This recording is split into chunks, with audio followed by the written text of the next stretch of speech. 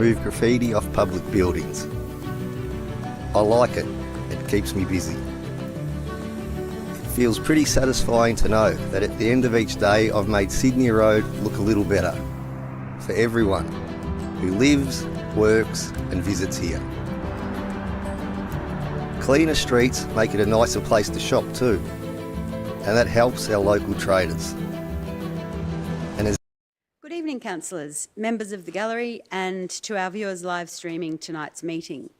My name is Councillor Nada Bood and I am the Mayor of Merri-bek City Council and the chairperson for tonight's council meeting for planning and related matters. It is my pleasure to welcome you to the meeting.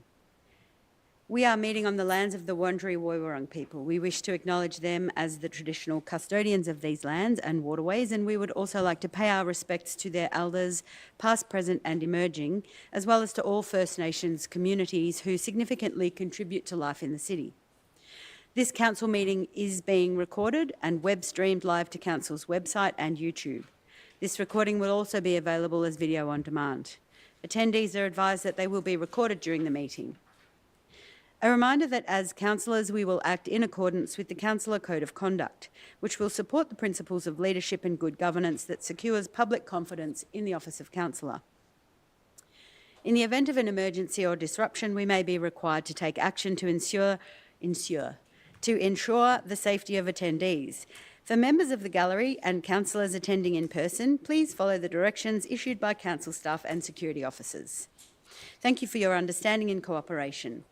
I'd now like to introduce the other councillors in attendance tonight. Councillor Dr. Jay Iwasaki, the Deputy Mayor. Hello again. Councillor Sue Bolton. Everybody. Councillor Helen Davidson. Good evening. Councillor Liz Irvin. Hi, everyone. Councillor Chris Miles. Evening. Councillor Helen Pilatus. Good evening, everyone. Councillor Alice Svensson, who's online. Hello, everyone. Councillor Katarine Theodosis. Evening, everyone. And Councillor Oscar Yildiz. Good evening. I would also like to introduce Phil Priest, the Group Manager for City Development and members of the Urban Planning team. Good evening. I have no apologies from councillors for tonight's meeting, so I'll move on to disclosures of conflicts of interest. Councillors, are there any conflicts of interest to declare? Thank you. And I'd also like to now move to the confirmation of the minutes of the previous meeting. So, councillors, could I please have a motion for the confirmation of the minutes of the council meeting for planning and related matters held on the 26th of November? Councillor Iwasaki to move and Councillor Theodosis to second. Thank you. All those in favour? Against? Declare that carried. Thank you.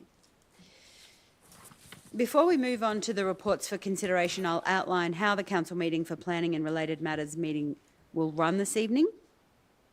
For the item in relation to a planning permit application, 1, the relevant planner will introduce the report and officer's recommendations. Then I will give objectors and supporters the opportunity to make their submission. After this time, the applicant will be given the opportunity to speak. If you are making a submission, please clearly state your name for the record. You are requested to present viewpoints clearly and concisely on why you oppose or support the planning application. Please do not repeat what earlier speakers have said and keep the discussion focused on relevant issues and points not previously raised. If you are opposed to the planning application, would you please inform the meeting why you are opposed and suggest an alternative approach which would satisfy your concerns? Please use this opportunity to focus on your concerns rather than matters of detail in the officer's report. Please note that there is a limit to 3 minutes for each speaker and the permit applicant, but as chairperson, I reserve the right to increase or reduce the time available to any speaker. So we have 2 reports this evening, and the first is Report 5.1, Number 7 Mantell Street, Coburg North, Planning Application MPS 2025/291. Does any councillor have a conflict of interest to disclose? I will ask Aileen Chin, Planning Coordinator, to present the report. Thanks, Aileen. Thank you, Mayor. Good evening, councillors and the gallery. This planning application relates to number 7 Mantell Street, Coburg North, for the use of the land for a place of worship, buildings and works, and a reduction in car parking requirements. The site contains a single-story brick building that is currently used as a retail premises. It has a frontage to Mentell Street of approximately 13 metres and a total area of approximately 480 square metres. The surrounding area is a mix of commercial and industrial buildings, as well as some dwellings with existing use rights established before the area was zoned industrial. To the west of the site, number 5 Mentell Street is used as a dwelling. To the east of the site are some commercial and industrial uses. The southern side of Mentell Street includes 2 dwellings as well as other commercial and industrial buildings. The site enjoys good access to public transport, with Batman Station located just over 300 metres away. The site is within the Industrial 1 zone and is also located in a core industry and employment area. The proposal is for a new place of worship, a mosque on the land. It utilizes the existing building on the land. A total of 18 car spaces are required for the proposal within the planning scheme. The existing 3 car parking spaces within the frontage of the site have been retained. As such, a reduction in the standard car parking requirement of 15 spaces is proposed. There are some minor buildings and works proposed. Most of the changes to the building are internal, except for a shed at the rear of the building, a roof over the entry courtyard, and a new disability access ramp. There are 10 bicycle parking spaces provided within the front setback of the site.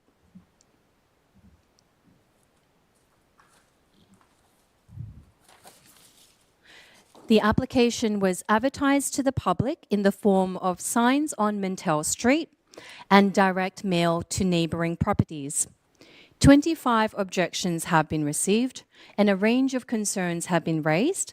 These include insufficient car parking, traffic impacts, and impact on businesses. A planning information and discussion meeting was held on the 11th of November this year.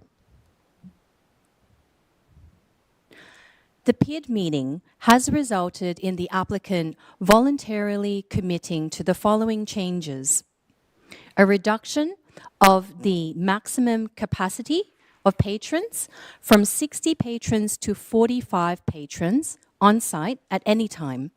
This effectively reduces the maximum permitted during their peak periods of Friday evenings and all day on the weekends of Saturday and Sunday.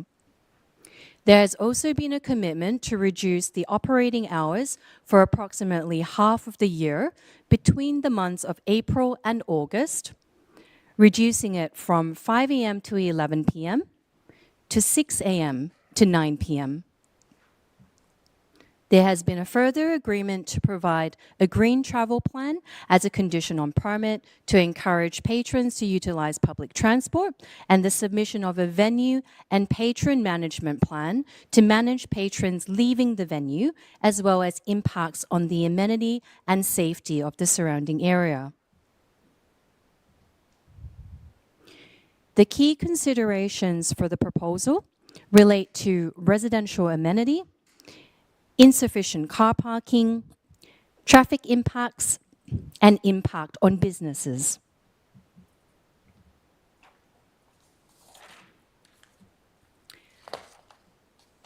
It is recommended that a notice of decision to grant a planning permit be issued subject to key conditions requiring a reduced hours of operation, reduced maximum patron capacity to 45, and the submission of various documents, including a venue and patron management plan, an amended acoustic report, and a green travel plan. Thank you.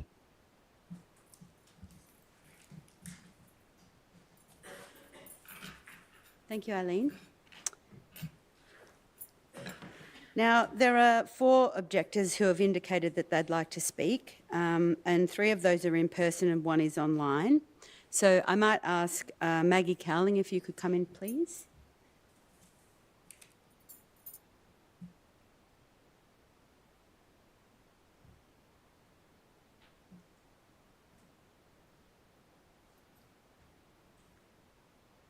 Hi, Maggie Cowling, 1 Mantell Street. Dear Mayor, councillors and council officers, thank you for taking the time to discuss this application and to hear from the local businesses and residents. Many thanks to Councillors Polites and Bolton for taking a walk around our block the other day and seeing it for yourselves. And I appreciate also the report that council officers have put together addressing each issue that's been raised. Our remaining concerns as a furniture restoration business and home at number 1 Mantell Street are twofold: the noise and impacts from likely expansion. If this application is approved, we personally will be disadvantaged by noise before 5 a.m. and after 11 p.m, allowing for people arriving and leaving, 7 days a week for 7 months of the year. But I see from the council's report that our amenity is not valued as much as that for residents in a residential zone. And yet, when we first moved into the area and checked it all out with council, we were told by planning that to carry out our business activity in the zone, just because it's Industrial 1, you can't just do anything, we were told, you have to consider the residents around you. We have done exactly this the last 23 years, and our current neighbouring businesses do too. It'd be nice to think that we could expect the same consideration towards us. There's still a lot we don't know with this application. We don't know how events, for instance, at the new centre will be attended, how numbers and hours will be regulated during festivities, or when a member of the congregation passes, for instance.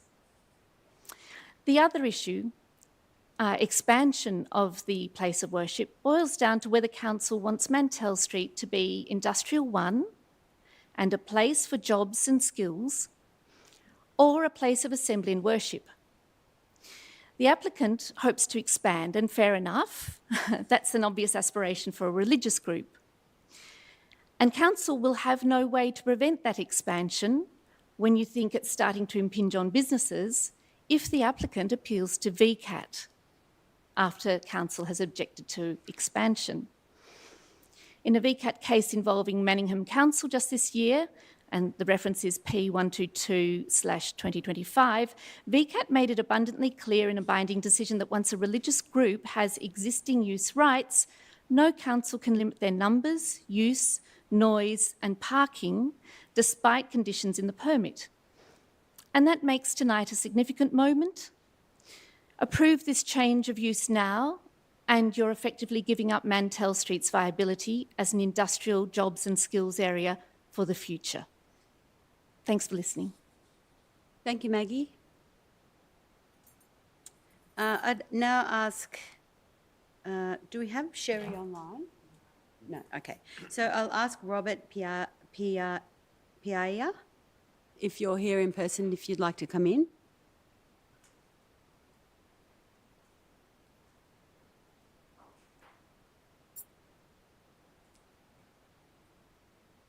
Sorry if I've mispronounced your name. Oh, Piaia, that's fine. Thank you for listening. Thank you. I've lived all my life on Mantell Street, and now we've got 2 factories there, and I work from there.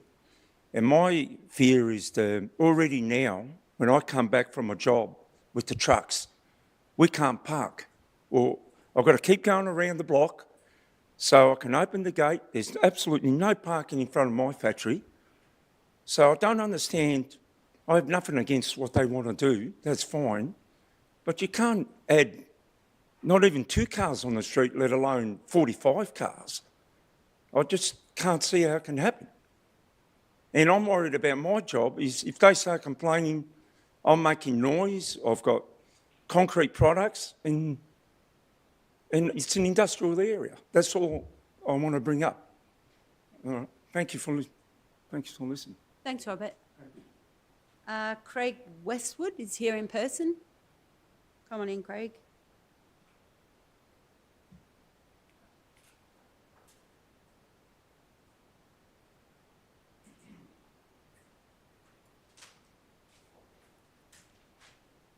Evening, councillors. I'll keep it short and sweet since I only have 3 minutes to really get this out.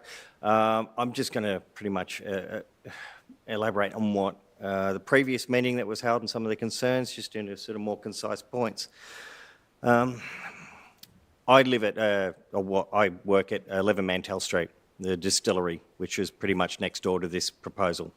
So the assessment undertaken by Impact Traffic Engineering failed to adequately reflect the actual parking and traffic issues faced by the residents. Claims of 13 additional street spots have myself and fellow residents perplexed by the assessment's conclusions because our shared experience would say otherwise. Most days I don't even have access to the 2 parking spots out the front of my own business.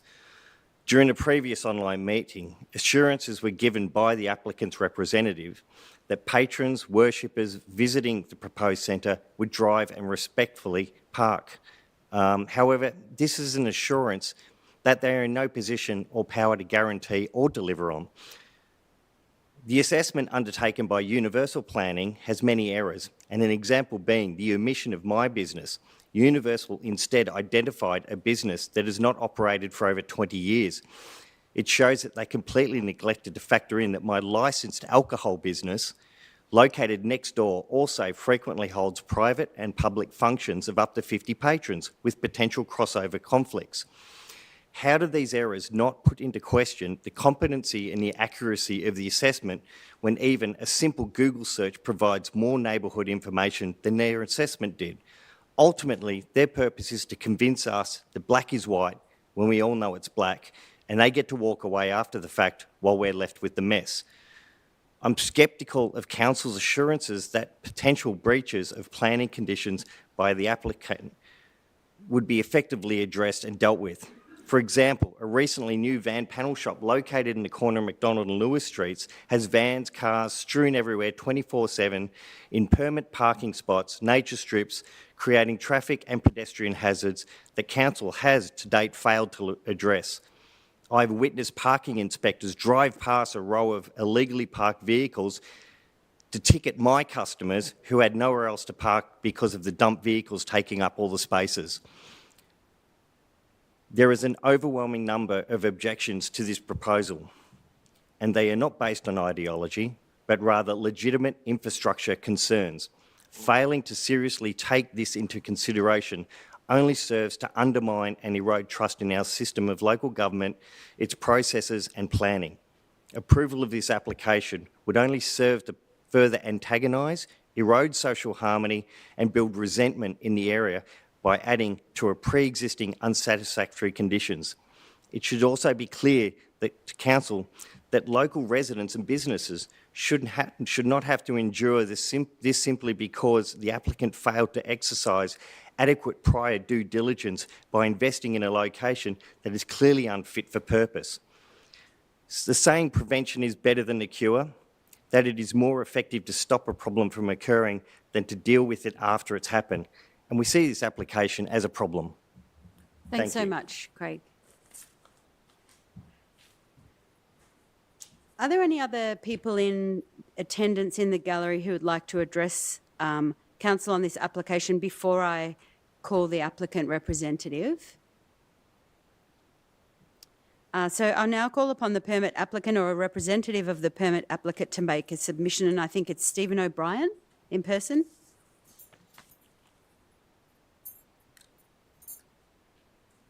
Hello, Stephen. Good evening, councillors. And thank you for this opportunity. And I think what you've heard tonight and what you saw through the community consultation is a very, very passionate community. And my client wants nothing more than to be a polite neighbour. We have reached out through consultation, we have made some concessions, and we believe those concessions go far enough that we would have hoped to alleviate some of the concerns of the objectors. Now, in addressing, first of all, is our client, almost a year ago to the day, purchased this site. They scouted the area, they wanted to be within this municipality because 70% of patrons are from the local area. And I was advised today that they come from Coburg, Coburg North, Glenroy, Pascoe Vale, Fawkner and Preston. So there is a huge community benefit to people within this community. There are people that do have a likening to or understanding of or wanting to be of Muslim faith, and this centre reaches out to them. Now, councillors, what I do remind you is that it is an industrial area. I read the report about BCAT. I know they don't have, the community need to understand, the residents need to understand their industrial area. But we don't buy that. We have to, and as I mentioned, be polite. We have to be courteous. We have to get on. We have to abide by the permit conditions, because if we don't, there's knocks at the door. There's council, and this will be a use that will have a lot of eyes on it. And we want to behave. There is no expansion plans. I don't know where we could expand to anyway if there were, and that's not even before you. And if there were expansion plans, then they would be subject to a permit and through the same rigorous assessment. What I also do say is that it is an industrial area. There is Section 1, which is as a right, which manufacturing can go in there tomorrow without a planning permit, without any conditions on it to be regulated, without any requirements of parking. They can operate within reason, 24/7, if they thought to. We have taken a reduction of number of patrons down by 25% because we believe that was a fair assessment, a fair outcome. Council engineers had no issue with the traffic. Our traffic engineers did a thorough assessment, and after the community consultation, they were ordered by my client to go back and have another look at it. I'll just alert you to the time, please. Okay. So, councillors, what is before you with conditions? We ask that, in particular, with the patron management plan, which is no different to a patron management plan of a pub, of a restaurant, and so forth, that these conditions and the permit be issued. Thank you, Stephen. Thank you. Are there any questions? Councillor Bolton? No. The applicant. Yeah. And I've got one for officers. Stephen, if you could just come back, we've got a few questions. Thanks, Councillor Bolton. Hi, you would have heard the concerns of the residents, and I'm actually very familiar with this particular area where often prior to this application, there was nowhere to go to park in this area. And also, I know there's a big problem in some of the areas in this industrial estate with panel beating shops that one of the residents referred to, with lots of dumped cars all over the place, and an inability of council to deal with that issue. But I guess my question, probably a couple of things, which haven't necessarily been addressed in the conditions. One thing which isn't addressed in the conditions is large events, which obviously there need to be. And I guess the other thing would be an assurance to the residents, because a place of worship normally, yes, I know that the applicant has volunteered to, reduce the patronage, but usually a place of worship, you do really have to take everyone who wants to come. And this is one of the most congested spots you could find. So I'm just wondering what assurance you can give the residents about the numbers and not being able to go over the numbers. Thank you, Councillor. Two very good points. And I didn't mean to address you about the large events. There won't be any large events. Any large events, any calendar events of the Muslim year won't be held on site. And if that's not a condition of the permit, then it should be. We don't envisage to have celebrations there. The only area you can have that is really to the front, and that's limited by parking. There's no outdoor activities, so there's no large events to happen. It is a place of worship first and foremost, and then it's followed with some education and some places where people in the community who feel the need that they'd like to go and talk to someone can go as an outreach centre. So please, community, please, councillors, let's deal with that. There's no large events. The second part of the question you had is... Yes, is reassurance. Now, we had a case in Columbine with a temple. It was a monastery just recently, and we were asked exactly the same question by the VCAT member.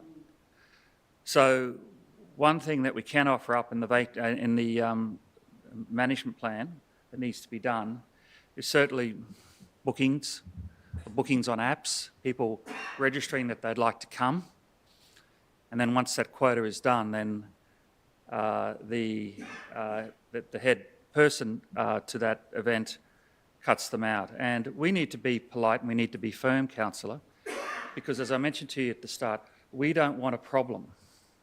We don't want this to festate to a problem where down the track, if there is an expansion, let's say we go up vertically, I don't know, there's nothing, I haven't even discussed it. Let's say that's the case. Your planners will look at us and say, well, you've behaved. You've operated the permanent accordingly. The community have accepted you. There's been not a lot of complaints about you. And that's what we want to achieve. So we can self-regulate if we need to, and we can do that through an app, and that can be a condition, or that's part of the venue management plan, is how we're to control those numbers. Thank But you, I do get Stephen. it. I think Councillor Politis had some questions as well. You've answered the question. My question was going to be in respect to how do you manage the numbers, because in a place of faith you have to accept everybody. But I think your answer to that, as I've understood it, just to save me repeating the question, is that you're going to manage it through an app. Well, that could be a condition in terms of what we come back to council with the venue management plan. So yes, or an alternative way, but it will be addressed in terms of how those numbers are attended, and in particular, as the condition states, it's how they're to be dispersed and how quickly they are to be dispersed, and that's all part of that venue management plan. Thank you. Are there any other... Oh, Councillor Miles. Where is the mosque presuming to get the people of the Islamic faith coming from? Where is there a shortage somewhere where a mosque nearby is overflowing, so they need overflow, or where are they expecting them to come from? How far? There's always a demand for places of worships, whether they're Christian faith, Muslim based, Buddhist faith. 70% of people will be local. That's not to say that there's an overflow over here and we'll create an opportunity here. This might be of different teachings.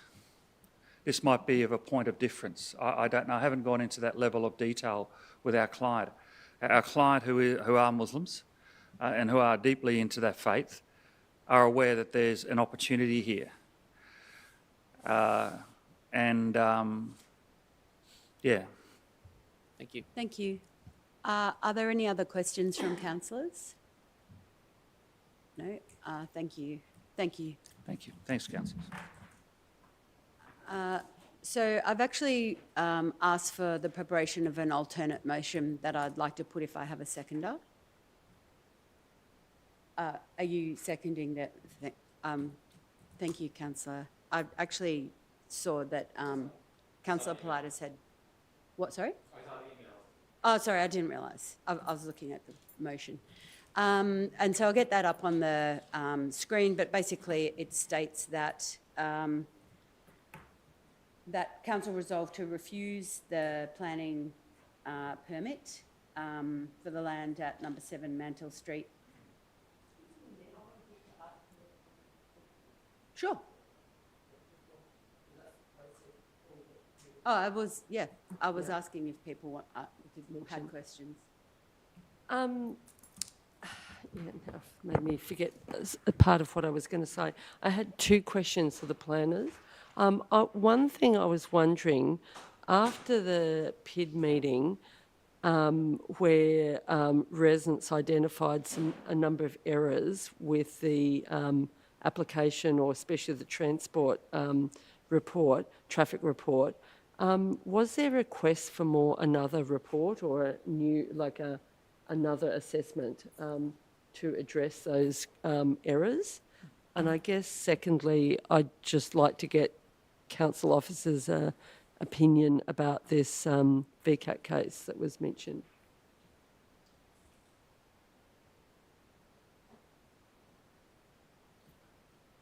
Thank you, Eileen. If you feel confident to answer that question, otherwise we can take it up here. Thank you. Thank you, Councillor Bolton. Following the conclusion of the PID meeting, the applicant did provide an amended site plan that clarified some of the errors that were discussed at the PID meeting. On page 17 of the agenda, officers have also included some discussion as to how they have turned their minds towards the information provided, and also informed by their own site inspection of the subject site. Thank you. I might defer the other question as well on VCAT. Thanks, Eileen.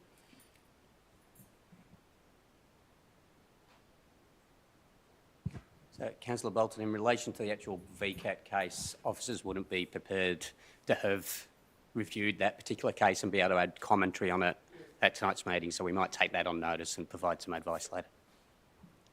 Councillor Iwasaki. I'd like to, even after tonight's, obviously vote on the application tonight, I'd still like that information. Yeah, thanks. Councillor Iwasaki, did you have a question for officers? Yeah, sorry. No, I just meant I would like to remove my second. I was noting that Councillor Bolton sent a additional point to be added to the original motion that I was looking to incorporate. Thank you. So I was moving an alternate recommendation with not Councillor Iwasaki seconding, but rather Councillor Politis seconding. I'm happy to second. Thank you. And I'll just speak briefly to it. My concern is, this is one of those scenarios where local knowledge is everything, and I probably have a similar experience to the people who hang out in the West Street Shopping Centre, where I spend quite a lot of time in this neighbourhood, either walking through with my dog, driving in the car, or riding my bike. And it is a rat run, and it is incredibly densely jammed with cars, especially on the weekend when there are other faith organisations having gatherings at the same time, and I'm really concerned about that, and also about how busy it already is on a Sunday. So my concern is about the reduction of the car parking, or the inclusion of the 15-car parking waiver, but also that this proposal is contrary to the purpose of the Industrial 1 Zone, which specifically talks about industry and employment, and so that I feel like that those are grounds to reject this application, and so yeah, I won't go on about it, but I just, that's the position I've taken, Councillor Politis. Thank you, Mayor. I'm happy to second this. I have a number of concerns with this application. I think it was summed up quite accurately by Craig Westwood of the distillery in the area, and that is that it's not an area that's fit for the purpose of which this applicant intends to use it. It is an industrial area, and it's an industrial area that is undergoing significant development. And I'm concerned that anything that goes into that area which doesn't align with industry will actually severely undermine both industrial development and any opportunity for any future jobs. I mean, sometimes in industry you might have a truck that goes to deliver or to pick things up once a week, but if that truck sees that they cannot move in and out of the area, it actually deters industry from going in there. Deterring industry might mean significant amount of jobs. So I'm not keen to support anything that undermines employment or industry development, and particularly in an area like that which has very, very high traffic use in a an area which is characterised by super narrow streets. Anybody who's been down there would have experienced the dangers of it. In fact, last week when we were down there with Councillor Bolton and the Mayor, Councillor Bolton tried to, in fact she did, she ran across the road, she ran the traffic, and there was a car that sped down the road that narrowly missed her. It is a very, very dangerous area. So I think because of traffic concerns and also because of concerns that it doesn't align with what the area is intended to be used for, I will be supporting this alternative motion. Thank you. Thank you, Councillor Politis. Is there a councillor that would like to speak against the motion? Councillor Irvin? Thank you, Mayor. Yes, I'd like to speak against this motion to refuse this application. I do hear the concerns of residents and sort of neighbours, but I overall think that this application does align with the planning scheme, and as councillors, that's really what we need to take into account, because if we refuse it and it's taken to VCAT, we're likely to, spend a lot of money defending our decision, and ultimately, my sort of cursory look at previous VCAT decisions is that they don't hold the view necessarily that this is incompatible in an industrial zone. I guess to address a few of the points, I do hear the concerns around parking and around traffic safety on this street. We can address both those things through other means, and in fact, I think we should proactively do that separately to this application. Certainly with rat running and road safety, there are traffic calming measures we can put in. There's a lot we can do. We also have to consider that if this particular application isn't successful, another use will be proposed for this site. It may well also, rely on off-street car parking, and it will also generate activity and potentially people visiting. We do want businesses, we do support local businesses, we've heard that very strongly. And I think that if it's not this, it'll be something else, and those same issues will be raised. I also find, just in terms of the industrial area, VCAT has found previously that it's not, a religious, a place of assembly is not inconsistent with industrial zones. And really it comes down to a question of where our religious establishments should actually go. Where do they fit in our city? Traditionally they're located in residential areas, but there are also amenity impacts from that. In areas like an activity centre, obviously the land is more expensive and it's quite difficult to sort of be able to purchase that.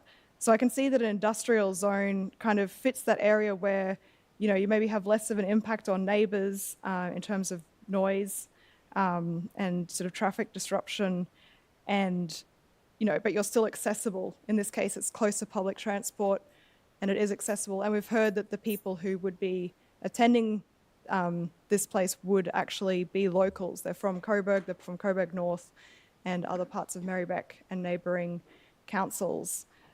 So I think my concerns around refusing this application really lie in, I don't think that VCAT would, I think they would end up, approving the application and we would potentially lose some of the conditions that we've been able to work through with the applicant if that were the case. Thank you. Thank you, Councillor Evan. Councillor Yildiz?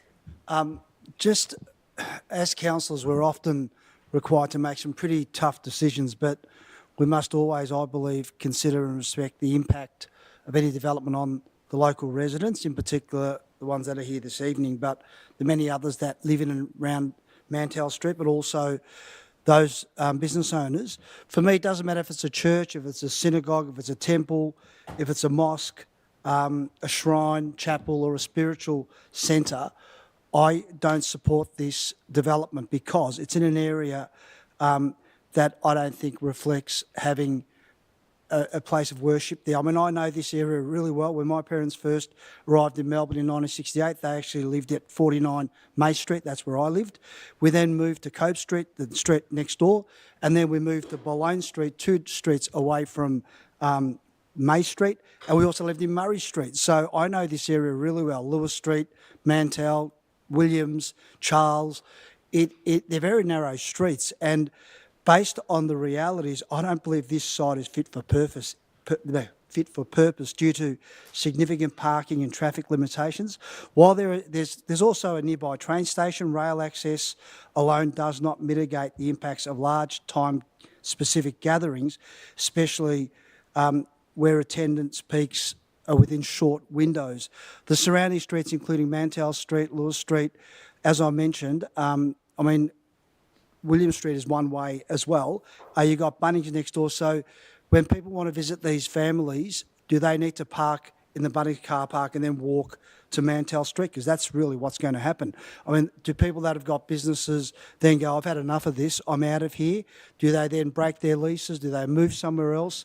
Overflow parking is going to inevitably spill into all those nearby industrial streets. Going to be heaps of congestion. And I'll tell you now, Bunnings won't be happy about this one. Williams Road is definitely a key route, access to Bunnings and the surrounding businesses. So the substantial traffic flow, you think of the zoning of this site, I don't think is really suited to high occupancy. I'd support this if it was in a better area, but appreciate what the applicant said, but I just can't see, I mean, I know Mantell Street really well. I just can't see any place of worship being in that industrial area and residential area too, because there are a whole lot of homes in that street. So my objection is honestly solely, entirely based on the fact that it's not suitable for a place of worship, and the traffic flow and the impact on these residents is going to be. It's going to live with them for a long time. Thank you. Thank you, Councillor Yildiz. Councillor Bolton? Yes, I've struggled with this application going backwards and forwards because I am for me, the main issue is parking. I don't think there's a problem per se having a religious place of worship in an industrial area. I mean, really what often happens in industrial areas is a lot of local workers go to that place of worship. Certainly mosques, I know that's the case. People, you're at work, you've got half an hour lunch break, or depending on whether you know what sort of job you're in, and you rush to the local place, a local mosque, in your lunch break. So, that's sort of what happens, and it probably happens with other religious places of worship as well. So I don't think that's the problem. The real issue is parking, and also, as Councillor Irwin reminded us, is, like this could be an issue with an alternative use. I do personally think the parking issue is the thing that will make this a place very difficult to use as a place of worship.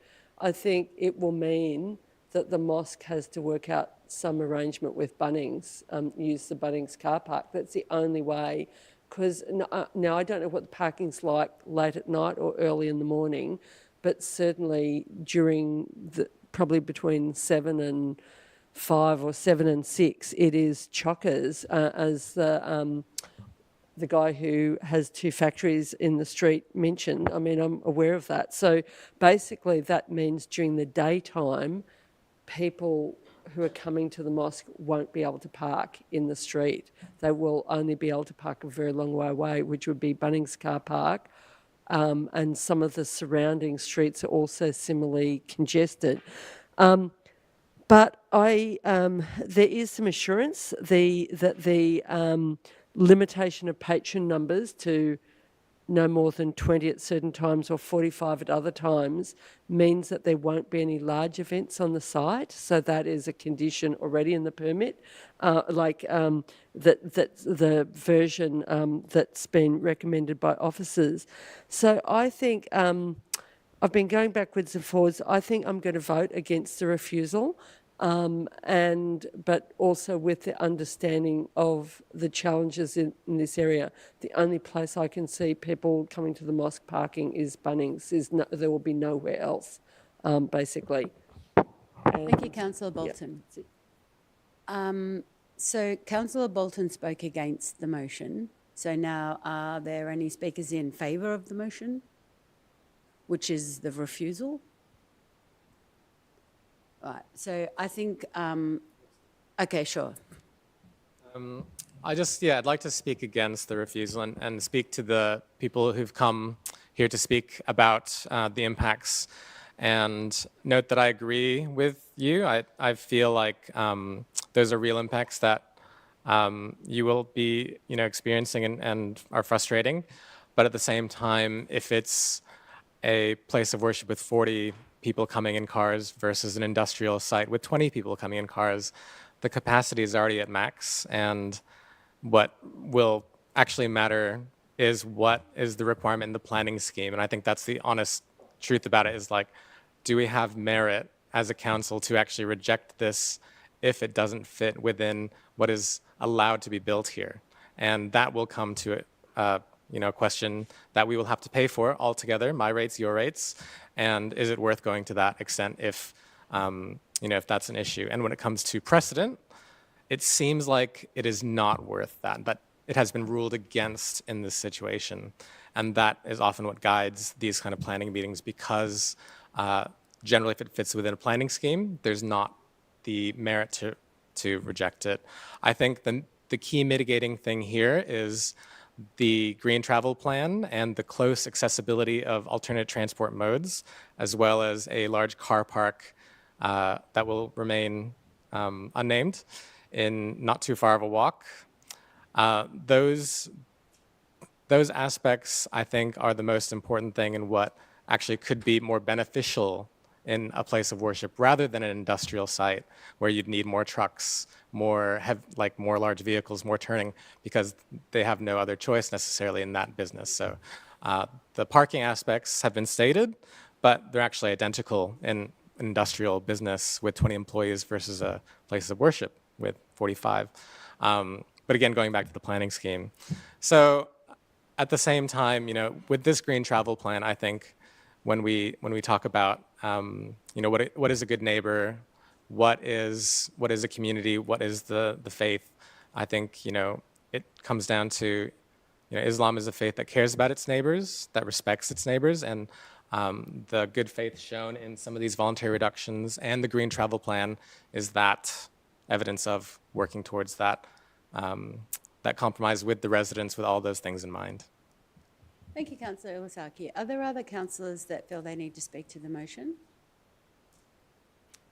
I'll just use 2 minutes for the right of reply, just to mention that of late and even today, we've seen some astounding planning scheme reforms.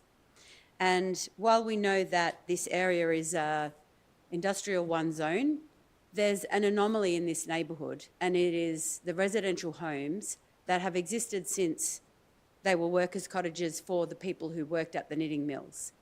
And literally a block away, it is much more conventional industrial 1 zone. But I am quite hopeful that if we hold the line for the residences that live in these homes in this almost a 2-block radius along Williams Road and Mantle Street, there is a high chance that we might even be able to see a great scenario like this small area transitions to, say, mixed use, for example, where the way that they have been doing, the people who live in this neighbourhood can be harmonious with their neighbours who already have tighter restrictions than what is being proposed with this application. The Bunnings does not operate before 7 a.m. on the weekends. We're saying with the approval that we would allow this venue to operate from 6 a.m. That concerns me because the neighbours in this neighbourhood who live in this zone, which is an anomaly, have fought for a really long time to remind every new manager that when they come along, it's 7 a.m. on the weekends. This has been a struggle, and a lot of times in the neighbourhood, the residents who are there turn a blind eye to little things that don't matter so much, even though they're outside approved planning scheme scenarios. I think literally 2 blocks away is more appropriate. The other side of that big car park, there is already a mosque that is operating. Maybe they use the car park, I don't know. To me, that seems appropriate. There's also a kind of a modern New Life type church which operates on the back. I think it's Charles Street. So there are other places of worship in the neighbourhood, but I'm just very concerned about this small area of the neighbourhood, which is, yes, admittedly in an industrial 1 zone, and I just want to hold the line on this. So because I'm closing the debate, I'll put it to the vote. All those in favour of the refusal? Against? So 1, 2, 3, 4. Oh, I declared that carried. So Could I get a division, please? yeah, sure, of course. All those in favour? Councillor Yildiz, Councillor Theodosis, Councillor Pilates, Councillor Abood, Councillor Miles, Councillor Davidson. Sorry, Councillor Bolton, you're voting against? Yeah, and all those against? Councillor Bolton, Councillor Irvin, Councillor Svensson and Councillor Iwasaki. Okay. I'll now ask the officer to outline the next steps. Thank you, Mayor. The Council has decided to issue a refusal to grant a planning permit for the use of land for a place of worship, buildings and works, and a reduction in car parking requirements, subject to the grounds contained within the alternate recommendation. Following the issue of a refusal to grant a planning permit, both the applicant and objector parties will receive a copy of the refusal. The applicant will then have 60 days to appeal Council's decision at the Victorian Civil and Administrative Tribunal. Thank you, Eileen.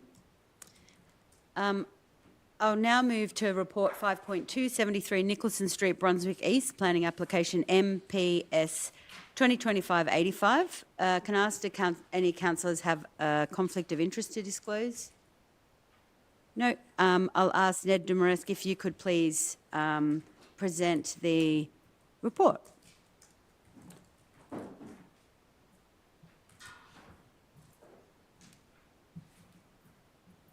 Thanks, Ned. Thank you, Mayor. Good evening, Council and Gallery.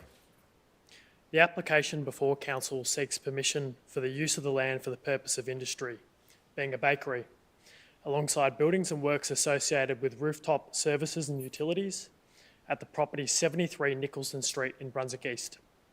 The application is at its decision-making stage. As visible from the map on the left, the property is located on the western side of Nicholson Street. To the immediate west is a residential apartment building which wraps around to Nicholson Street. Properties to the north and south of the site are used as a takeaway food premises and an office space. Properties to the east are residential.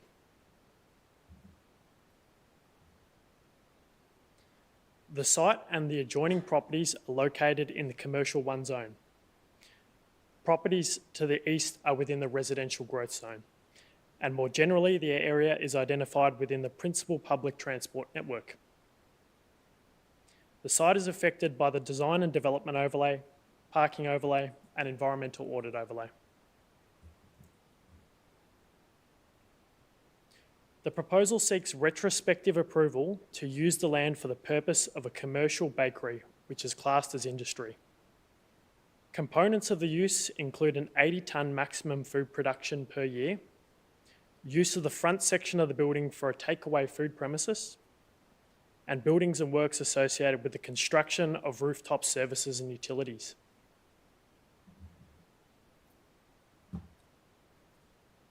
During the consultation period, Council received 22 objections, which primarily raised concern to noise emission caused by the rooftop mechanical plant equipment, emissions including fumes, smokes, and unpleasant smells, late night hours of operation, improper and unhygienic waste management, including vermin, smells, and use of bins during late night hours, operation of the use prior to planning approval, and an inability to control a production quantity to 80-tonne maximum. A planning and information and discussion meeting was held on the 25th of November. The key considerations include conditions for an updated acoustic report to address noise emissions, an odour report to be provided within 60 days, the waste management plan to be implemented and endorsed, and the proposal making use of an existing industrial style building whilst introducing a commercial frontage. It is recommended that a notice of decision to grant a planning permit be issued subject to key conditions requiring an acoustic report to be amended and implemented, acoustic testing to ensure noise compliance, an odour report to manage cooking odour, waste management to control waste disposals and practice, and compliance records to be kept to control an 80-tonne maximum production. Thank you. Thank you, Ned. We have three objectors who've indicated that they wish to speak who are online. Jacqueline Donkin.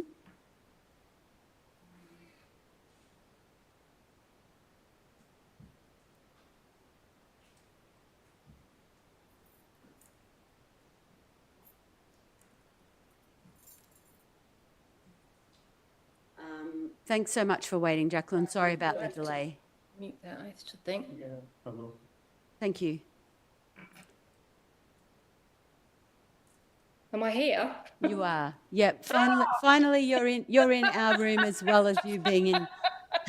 So, good evening, Mayor and councillors. Thanks so much for waiting, Jacqueline. Sorry about the delay. That's okay. We'll just get you to turn off your. Yeah, I asked it. Yeah. In June of this year, I submitted a strategic analysis of this planning application, along with a detailed odour and noise diary, where I recorded impacts from September 2024 to June 2025 using the EPA's template. And as a result of that analysis, I sent in my objection and asked councils not to grant a permit for this business in the commercial 1 zone. The business produces impacts in direct conflict with one of the key requirements of the commercial 1 zone, which says a use must not detrimentally affect the amenity of the neighbourhood, including through emission of noise, vibration, smell, fumes, smoke, vapour and steam. We are fortunate in that we don't have to guess at the detrimental impacts of this business on residents because we've experienced them for the last 15 months of its permit-free operation, 24 hours a day. I cannot overstate the misery that the noise and the smell that business generates has caused me and my neighbours. Listing the issues raised by residents as an unpleasant odour and noise in the officer report does not begin to describe the pervasive and nauseating smells, nor the noise of the plant and the equipment, which the October 2025 acoustic report confirms as exceeding EPA levels and describes as aggravated and certainly impacting residential amenity and, at worst, the health of the residents of 77 Nicholson Street. The officer report surmises that 77 Nicholson has measures incorporated in its build to reduce noise. I think this refers to the double glazing, which works well for the busy environment of Nicholson Street and surroundings. But I can tell you, even with windows and doors closed, the apartment fills with smell and the noise of the exhaust fans is audible. We cannot ventilate our homes, and occupants of the east-facing bedrooms in particular struggle to sleep because it's 24 hours. Officers have made a lot of effort to seek compliance from the business, which has resulted in a set of complex permit conditions. I have no faith that any number of permit conditions will improve things, nor confidence in the business to comply. And this is based on the previous responses that the business provided to council requests, which are dismissive of the huge impact it has and continues to cause us. Questions remain. What is the true size and nature of this business? Why does a local bakery with proposed takeaway need to operate 24/7? There's no clear empirical evidence of that. Are we expected to act on trust? But I don't have any left. And finally, this is not a case of balancing economic and neighbourhood benefits of a small business with the impacts it has on its close-by residents. It is not a small business with a proposed takeaway. It is an industrial food processor operating for 24 hours every day of the week to supply a chain of at least 6 outlets across Melbourne, and it's intending to add the 7th. Thank you, Jacqueline. I've got one sentence left. Well done. I'll finish it. Go on. This business has no value to the neighbourhood, does not meet the requirements of the C1Z and belongs in an industrial zone. Issuing a permit with so many complex conditions for a 24-hour-a-day operation is a leap of faith too far. Thank you so much. Thank you. And thanks for waiting as well. Sorry. I'll now hear from Chris Caton, who's also been waiting patiently online.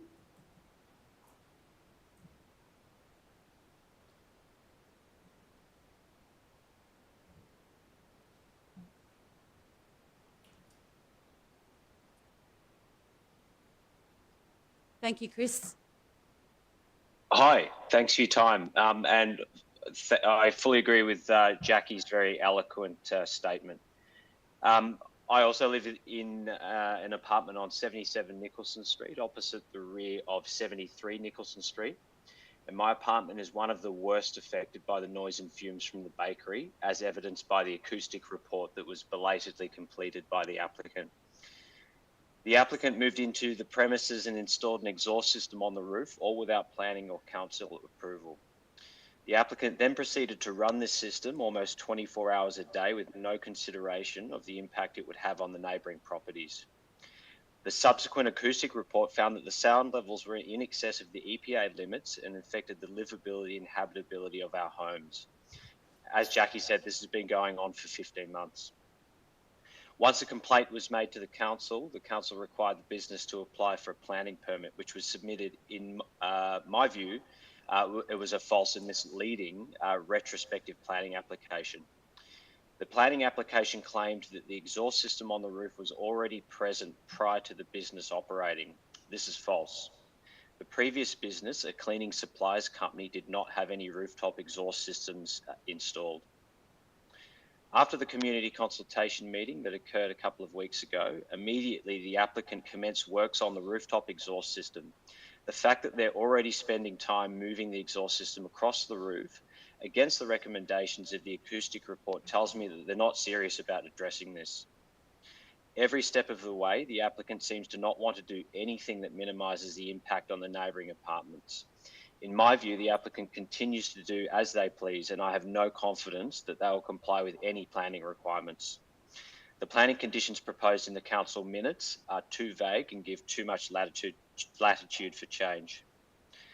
The proposed strictest noise controls, which include a rooftop enclosed plant room, still does not address smoke, smells or fumes. And with a wind direction anywhere from the northeast all the way around to the south, all those fumes blow straight into the front doors and windows of half of the apartment building, including my own. If approved, the residents still won't be able to have windows and doors open on the east side of our apartments for ventilation, and this hasn't been allowed for. There's approximately 70 apartments in our complex that are adjacent to this, all of which pay rates to Merri-bek Council. And I would point out that if this application gets approved, I'd expect it to reduce my property value. So I expect, if it does get approved, that the council reduces my assessable value of my apartment and that of my neighbours, so we pay less rates. Finally, the applicant has demonstrated to me that they're not interested in considering the impact this has on amenity and livability of our homes. And I kindly ask that this planning application is denied in its entirety. Unfortunately, it's not an appropriate location for a commercial bakery, regardless of zoning permissions. Thank you. Thank you, Chris. Can I now ask, is Luke Hockley in the room? Would you like to come in and speak, Luke?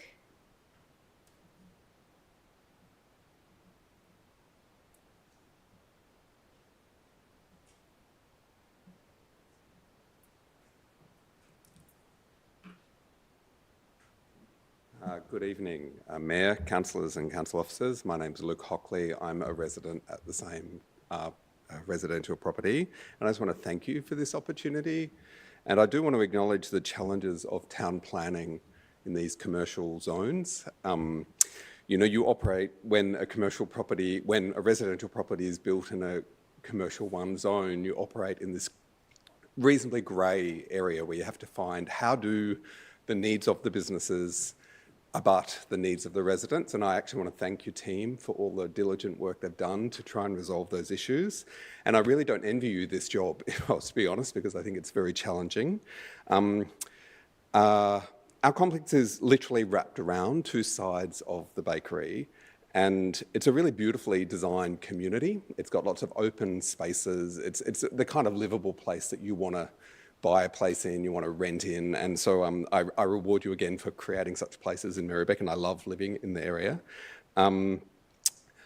I would also like to acknowledge there have been many changes in the proposed application that I do think make progress. So I think that's notable and worthy. However, I want to highlight one important fact and ask you for one thing. So the fact is that, firstly, the bakery operated illegally.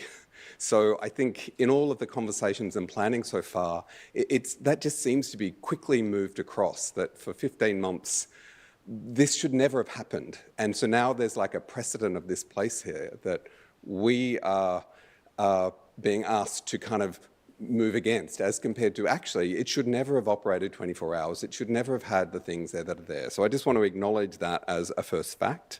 And so it shouldn't be seen as a fait accompli, particularly its operating hours should not be seen as a fait accompli just because it's there, because it actually shouldn't be there in the way that it is. And the request that I have is that the hours of operation for this business be significantly reduced until such time that it can be proven that the odours, the smells, the sounds are at a level that is acceptable for the residents. And these, I think if that is put in place, that the operating hours, because to be clear with you, it operates like till 4 a.m. So this, you know, you're kind of dealing with noise. You can't open a window, and even if your windows are shut, you can still hear the noise or smell the smells. Like that's not, I don't think that's covered the grey area appropriately.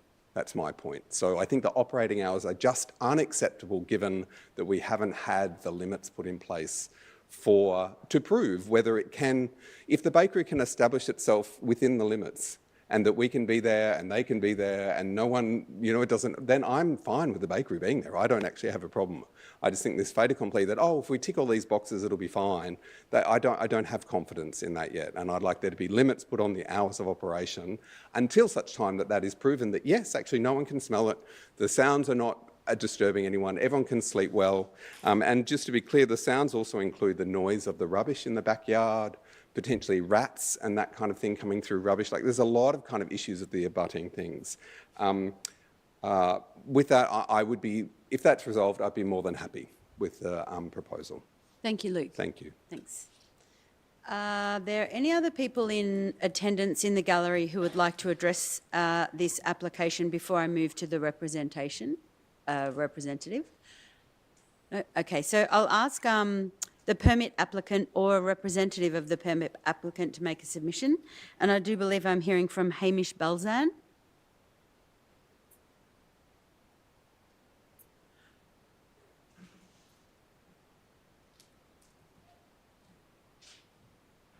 Thank you. Thank you. Good evening, councillors. My name is Hamish Belzan, a town planner appointed by the permit applicant to assist with this application. Our office has been engaged since the original request for further information was received, where we have sought to continuously work with council to address concerns and ameliorate items subsequently raised by the objectors throughout the process, amending the application via a formal amendment during the planning permit application and seeking to go further. Our client is aware that the use and operations hasn't been perfect at the site, and as I mentioned earlier, is continually seeking to improve and put in appropriate mitigating measures. As a starting point, our client is accepting of all proposed conditions of permit from council contained in the agenda item. This includes updating testing for both noise and odour to be submitted to council should any permit issue there within a period of 60 days from any permit being issued. It is intended to further address the concerns of the objectors as raised in the respective objections and at the council consultation meeting on 25 November. This includes a revised rooftop service area, waste management operations and other items that we seek to provide for an orderly operation at the site. Our client acknowledges that they've recently undertaken maintenance and works at the site, including shifting the rooftop equipment towards Nicholson Street at the southeastern end, away from the apartments. These works have been undertaken in consultation with an acoustic consultant and a mechanical engineer that they have advised in principle will significantly reduce the noise and should also significantly assist with odour emissions, which again are to be confirmed with further testing should any permit be issued. These updates, as well as everything that's contained on the permit, are considered to be appropriate safeguards to an otherwise in principle acceptable land use within the commercial zone, noting that the directly abutting apartments are also located within this zone. The provision and location of this site within this zone will continue to encourage a variety of land uses that will be present, as opposed to across the site, which is located within the residential growth zone, which more encourages a residential typology. The use does not seek to be of significant scale. It's got a condition of permit which limits the production to 80 tonnes per year. It's well below the threshold of 250 tonnes set out under clause 53 of the planning scheme, where a 250 metre buffer is sought to be provided if it was a proposal of that scale. While the surrounding area is undergoing consistent built form and land use change, the client seeks to activate the use of a building which was previously vacant to serve a medium-term purpose until potential redevelopment of the site occurs. Importantly, this proposal does not seek to prejudice or prevent this site from future development. Overall, as illustrated throughout the comprehensive analysis undertaken by council's officers and the conditions of permit, we believe that this is an acceptable land use which warrants councillor support. Thank you. Thank you. Just made it. Councillor Bolton. Hi, I've got a question. This is about the objectors haven't raised this tonight because of time limits for speaking, but has been raised by one of the objectors in a longer email. So there is a condition about limiting production to 80 tonnes per year. Per year? Yeah. But then this seems quite unrealistic because a typical delivery van holds around 1 tonne. And say if each delivery van load is half a tonne, it would only allow for 160 days of baking per year. And yet this application process is for operations between 9 a.m. and 4 a.m. 7 days a week. How can residents have trust in the company if, on one hand, it's got an 80-tonne, it will be operating 7 days a week for those hours. It will be producing a lot more than 80 tonnes. So I don't quite understand this dynamic. And so what guarantees can you give residents? I know there's a plan for logbook. I think residents, like in the long-distance heavy vehicle industry, logbooks get manipulated. We know that. It's widely known. So how can you assure residents that this condition will be met? Thank you, Councillor, for the question. So that 80 tonne per year limit, I've actually got my client in attendance who is seeking to have the permit approved at the site. That 80 tonne limit has come to fruition by consultation with them and council to say that the 80 tonne limit will likely not be exceeded. What is going on at the site at the moment is well below that 80 tonne. They don't seek to increase production beyond what is going on at the site, but wanted to put a limit to what is going to occur at the site, and 80 tonne is where we've landed and is contained on the proposed conditions of permit. So then, if that's the case, would you be open to a reduction of days of the week and reduction of hours? It is my client's Operation. instruction that doesn't need to occur because the 80 tonne production provides an appropriate safeguard against their level of production per week. So that's the fixed level that they see as an appropriate outcome. So at this stage, they don't want to reduce that tonnage. Thank you, Hamish. I have a question from Councillor Politis. How many people are employed in that business? Thank you, Councillor, for the question. There's a maximum of 2 individuals employed at any one time. So there's nighttime baking that's going on. There's a maximum of 2 individuals at that time, and during the day there will be 2 individuals. So it's not 4, it's 2 during the day, 2 during the night, no more than that. So during the day, as Council took you to, there'll be likely 1 individual managing the day-to-day operations and employed in the takeaway premises, and there may be 1 other individual at the back of house. So in total, is that 4 in total? 4 overall, no more than 2 at any one time. Thank you. Councillor Iwasaki and then Councillor Miles. I think Councillor Politis, correct me if I'm wrong, I think you're trying to get what the overall employment of the business would be in terms of the number of different people, not necessarily at one particular time. You're trying to get the economic benefits. Is that what I think you're implying that wasn't answered? I asked how many people were employed, and I think that question has been answered. Okay, Councillor Miles, you have a question? Yeah, how can the people, the residents near this area, trust that these guidelines are going to be followed, where the business basically did what it wanted for about, or how long it was, 6 months before they've started this process? Like, how can they trust? How have they got any trust in this, that it's actually going to be followed? The glass is not going to be thrown out at 2 o'clock in the morning and stuff like that. These are the conditions that have been put onto this.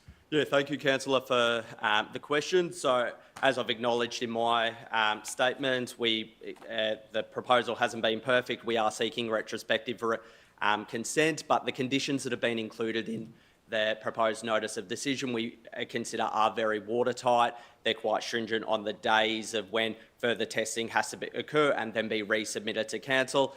If that further testing shows that we are exceeding the relevant guidelines, whether that's the EPA noise or relevant odour emission requirements, there are other conditions that say either that the use cannot continue or further mitigating measures would need to be implemented to make sure that we are in accordance with those regulatory requirements. Thank you, Hamish. Are there any other questions for the applicant? Councillor Is there any Yildiz? opportunities to employ more staff? Not at this stage. So how the operation works by the client is that this is one part of their business. They've actually got 2 other businesses in operation, one I believe in Collingwood and one in Richmond. So this is a feeder site for those where products produced at the site, while there is a takeaway premises, will be taken to those sites, so they'll work in conjunction with each other. Thank you. Thank you, Hamish. You can take a seat. Thank you. Councillors, do you have questions for officers?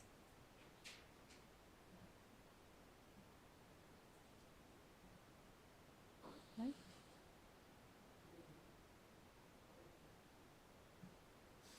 Thank you, Councillor Bolton. I will please ask then if I could have a motion. Councillor Yildiz, what motion would you like to put? The one that's recommendation? Yeah, and is there a seconder for the officer's recommendation? Councillor Politis, thank you. Would you like to speak, Councillor Yildiz? No, I've clearly understood the proposal. Thank you. Thank you, Councillor Yildiz. Councillor Politis, would you like to speak? I think this application brings home the difficulty of mixed use and what happens when you put residential into a commercial area. It is, however, a commercial zone, and I do note that 4 people are gainfully employed in the area, and I think that is overall a good thing. Thank you, Councillor Politis. Is there a councillor who would like to speak against the application? Councillor Bolton. Up until late this afternoon, I was sort of reading through the application, considering the merits of the application, and I was feeling that council officers had done a good job of trying to deal with the issues that residents had identified. But on reflection, especially hearing the reports from residents about the operation of this company, and also the unrealistic, I think that information, which about the 80-tonne limit, but these spectacular hours of working, it sort of doesn't match, it doesn't add up. So if it really is only going to be producing 80 tonnes a year in order to try and ameliorate the residents by reducing odours and sound and all the rest of it, then it really, the number of hours they're operating would be enough to produce many times that amount. So I'm just feeling that this application doesn't add up, and it hurts me to oppose industrial applications, but I feel that some things in this application not adding up, so I'll vote against. Thank you, Councillor Bolton. Is there a councillor that would like to speak in support? Councillor Irvin. Thank you, Mayor. Yes, certainly really appreciate objectors who have come and spoken tonight, and also given feedback throughout the process and attended the PID that we held. I think every time we have objectors, I know it's a lot of effort for you, and obviously it's quite a distressing process, but I think that the applications and the conditions become stronger as a result of your input. So it is really appreciated. And I think in this case, that is what has happened. I totally hear the frustrations with the existing use and the previous use of the site. Unfortunately, when an application comes before us, even if it is a retrospective planning application, we actually can't take that into account. It's something that we just have to consider the permit as it's in front of us and the future use. So there's no sort of, I guess, penalty in that side for it having already started. I hesitate to say the bright side of this because I don't want to minimize all the distressing experiences you've had, but I think that those experiences have actually allowed you to give input into this to make the conditions stronger. And I am optimistic that those will address the issues around noise, around odour, around that disruption. Some of these conditions are really good. I live nearby. I live near a place that's affected by commercial activity. And I think having those conditions around waste collection and noise, that's actually really strong. And it is enforceable. It's really important to note. I mean, it is a pain when it continues and if it continues to disrupt you, but council will be able to take action if any of these, are not complied with. And I guess, on the flip side, if this was coming to us and this use hadn't been in place, you'd kind of be going in a bit in the dark about what the impact could be.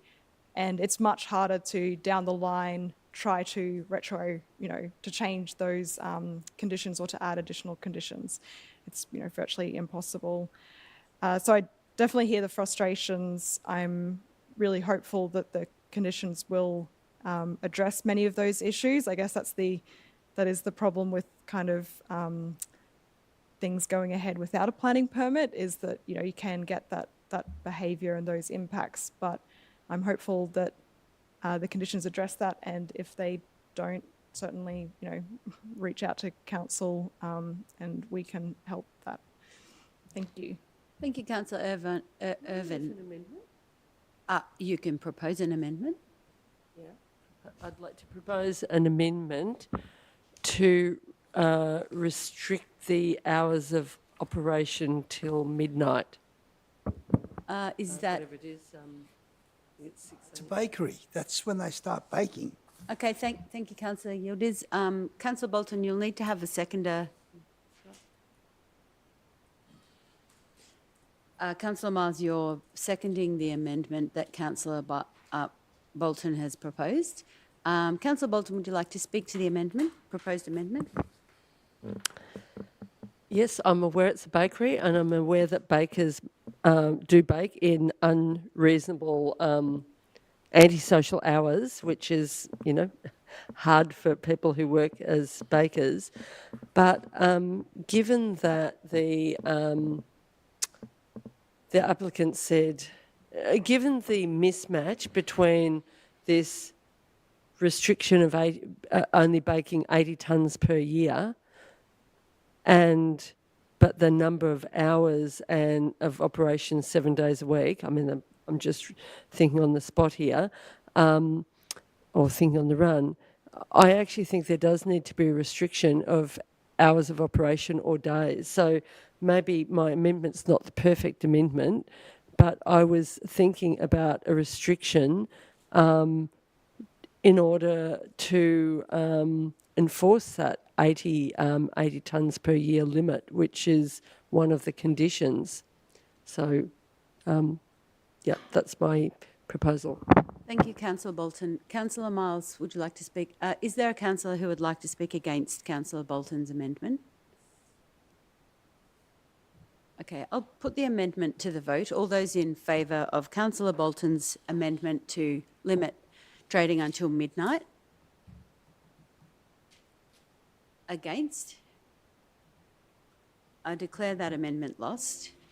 So we'll go back to the substantive motion. I think I was up to a councillor against the motion that Councillors Yildiz and Politis had put. Are there any other councillors who would like to speak to the motion? Councillor Svensson. Thank you, Mayor.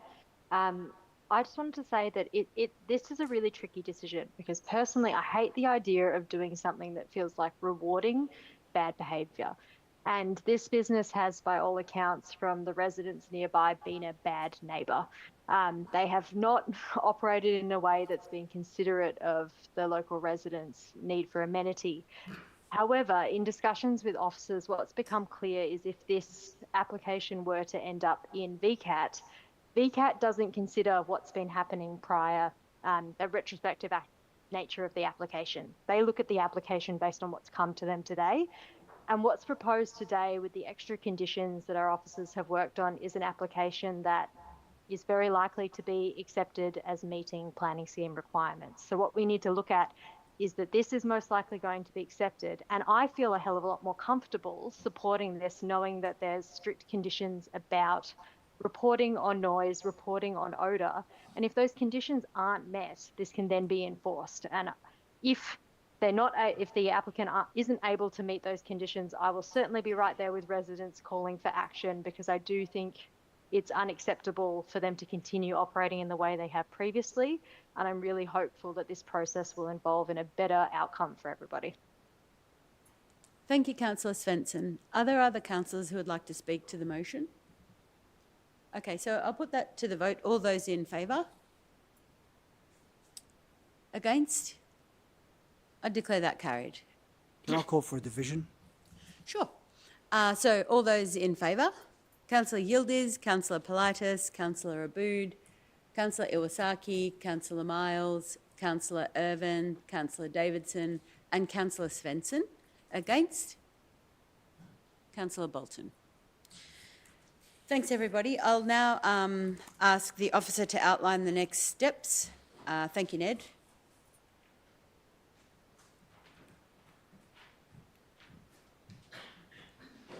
Thank you, Mayor. The Council has decided to issue a notice of decision to grant a planning permit for the use of the land for the purpose of industry, buildings and works associated with rooftop services and utilities, subject to conditions contained within the recommendation. Following the issue of a notice of decision, both the applicant and all objecting parties will receive a copy of the notice of decision to grant a planning permit. Objectors will have a 28-day window of appeal to Council's decision at the Victorian Civil and Administrative Tribunal. In the event that no appeal is lodged at VCAT, a planning permit will be issued. If a permit is issued, the applicant has 60 days from the date of decision, the date of the decision of the notice of decision, to appeal the conditions of the permit. Thank you. Thank you, Ned. So, councillors, we've come to the end of the meeting. I'd like to thank those watching on the live stream for your interest and the people in the gallery also, and wish you all a good night. And I declare the council meeting closed to the public at 8:04 p.m. Thanks, everybody.